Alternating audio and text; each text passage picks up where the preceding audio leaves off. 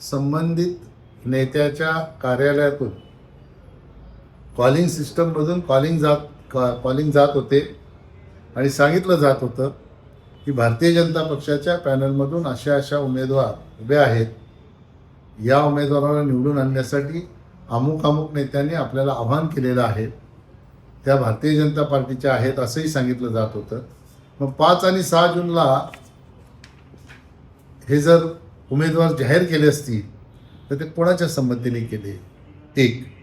दुसरं, आम्ही पॅनल आधी जाहीर केलं असं सांगणारे, मग हे 5 आणि 6 जूनला तुम्ही कसा उमेदवार जाहीर केला? मग भारतीय जनता पार्टीचा पॅनल एकट्याने तुम्हाला बनवण्याचा अधिकार कोणी दिला? मला असं वाटते की ज्या ठिकाणी प्रदेश अध्यक्ष आहेत ते भारतीय जनता पक्षाचं पॅनल आहे. हे उगीच जनतेमध्ये संभ्रम निर्माण करायचा. मधल्या काळामध्ये एका सहकार्याने पत्रकार परिषद घेऊनही असंच सांगितलं, तेव्हाही मी असंच उत्तर त्याला दिलं. आधी आपण सुरू केलेलं काम हे लोकांपासून लपून ठेवायचं आणि उगीच लोकांमध्ये संभ्रम निर्माण करायचं की मला विचारलं जात नाही, म्हणजे मतदारांची सहानुभूती मिळवण्याचं काम त्याच्यामधून आहे की काय मला माहीत नाही.